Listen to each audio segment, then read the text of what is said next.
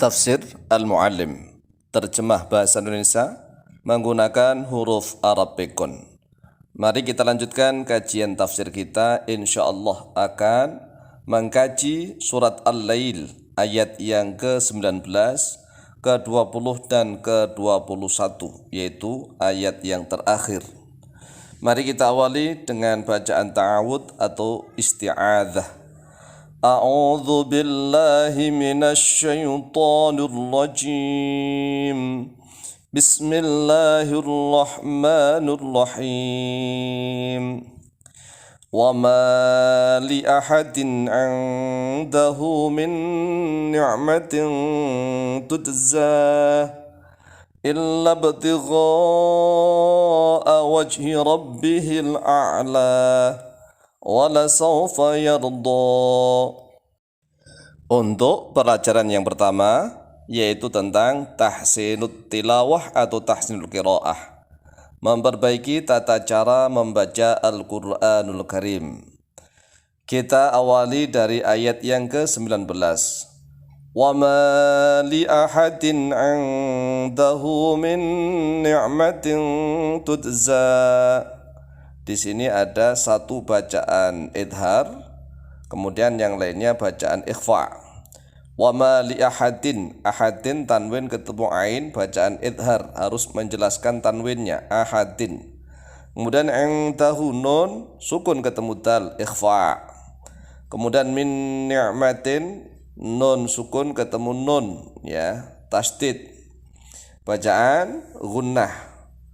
Kemudian ni'matin, tinnya tanwin ketemu ta, berarti ikhfa. Wa ma li ahadin 'indahu min ni'matin tujza. Kemudian pelajaran yang kedua yaitu tentang tahsinut tarjamah, memperbaiki tata cara menerjemahkan Al-Quranul Karim. Perhatikan mana yang diputus, mana yang disambung. Wa ma li ahadin, wa ma li ahadin jadi satu, wawunya harfu atfin, ataf pada ayat sebelumnya. Ma-nya adalah ma harfiyah, nafiyah, bermakna nafi tidak.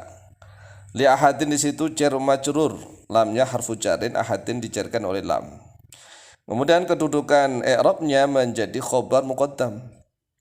Wa ma li ahadin, dan yaitu tidak untuk seseorang.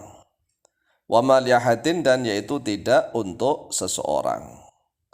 Indahu, indahu, inda ini dhorof, haknya madruf, berarti susunannya adalah mudhaf mudhafun ilaih. Haknya di situ kembali kepada ahad. Indahu, yang mempunyai ahad, karena itu mudhaf ilaih, jadi tidak boleh ada makna oleh. Yang mempunyai, ya gitu, yang mempunyainya ahad, nya hunya balik pada ahad. Jadi indahu itu yang mempunyainya atau yang memilikinya, ahad. Min ni'matin, min ni'matin ini adalah jar majrur, minnya harfu jarin, ni'matin dijarkan oleh min. Kemudian kedudukan i'rabnya menjadi mubtada muakhar, maka diterjemahkan min ni'matin, bermula dari jenis kenikmatan.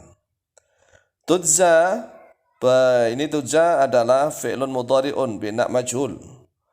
Kemudian dia marfu'un li tajarrudi minan nasibi wal jazimi. Wa alamatu raf'ihi, ramat rafa'nya adalah dhammatun muqaddaratun 'alal alifi li ta'adduri.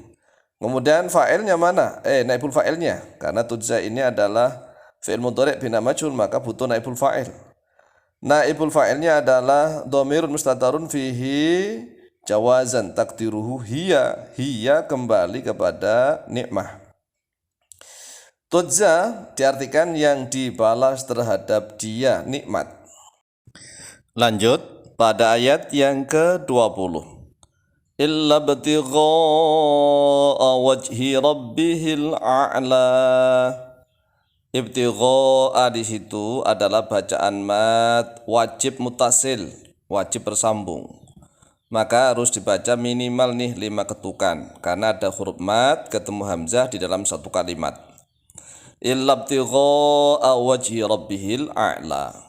Kemudian untuk pelajaran berikutnya yaitu tentang tahsinut tarjamah, memperbaiki tata cara menerjemahkan Al-Qur'anul Karim.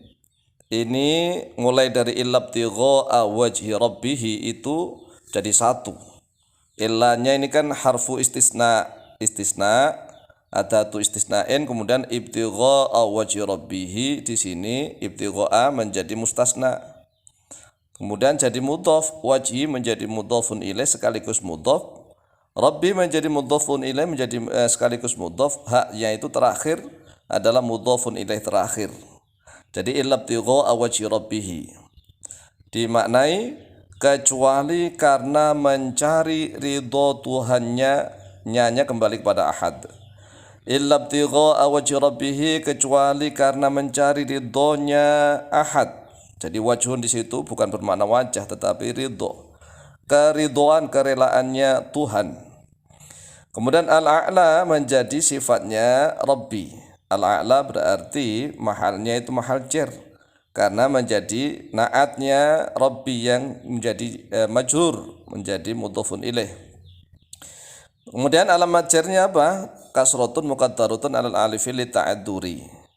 Maka diartikan al-a'la yang maha tinggi gitu. Al-a'la di situ isim ya, yang maha tinggi.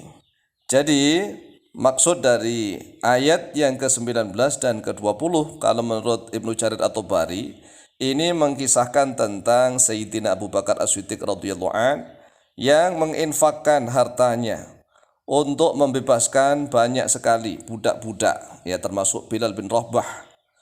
Jadi wa ma li ahadin 'indahu min ni'matin tujza illa ibtigha'a wajhi rabbihil a'la. Ini adalah Sayyidina Abu Bakar As-Siddiq mengeluarkan hartanya untuk membebaskan orang-orang itu, tidak mengharapkan apa-apa.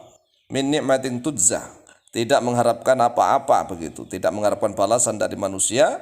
Illa ibtigha'a wajhi rabbih al-a'la, kecuali hanya mencari ridhonya Tuhannya al-a'la yang maha tinggi. Kemudian kita lanjutkan pada ayat yang ke-21, yaitu ayat yang terakhir dari surat Al-Lail. Wala sawfa yardha, wala sawfa yardha.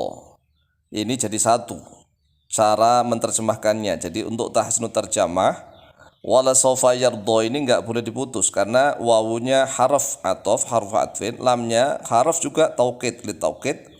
Saufanya itu juga harf istiqbal ya, saufa harfutan taswif, harf tidak isim tidak huruf walaupun terdiri dari 3 huruf itu sin wawu fa. Seperti sin dan saufa ini masuk dalam fi'il mudhari. Makanya yardha di situ adalah fi'lun mudhari'un. Dia marfu'un li tajarrudihi minan nasibi wal jazimi wa alamatu raf'ihi dhammatun muqaddaratun. Ya, dhammah yang diperkirakan alal alifi li ta'adzuri, jadi ta'adzur. Oleh sebab itu cara menerjemahkannya wala sawfa yardha, dan sungguh akan rela oleh dia ahad. Di dalam lafaz yardha ada fa'ilnya yaitu dhamirun mustatarun fihi jawazan takdiruhu huwa, huwanya kembali kepada ahad. Wala sawfa yardha, dan sungguh akan rela oleh dia ahad. Jadi sekali lagi ayat yang ke-19, 20 dan 21 ini menurut jumhur ulama adalah mengisahkan tentang Sayyidina Abu Bakar As-Siddiq yang menginfakkan hartanya tidak berharap siapapun, tidak berharap balasan dari siapapun, kecuali hanya berharap ridhonya Allah Azza wa Jalla, dan dia nanti akan dibalas oleh Allah kelak di yaumil qiyamah hingga beliau ridho, puas. Inilah semoga bermanfaat. Wallahu ta'ala a'lamu bishawab.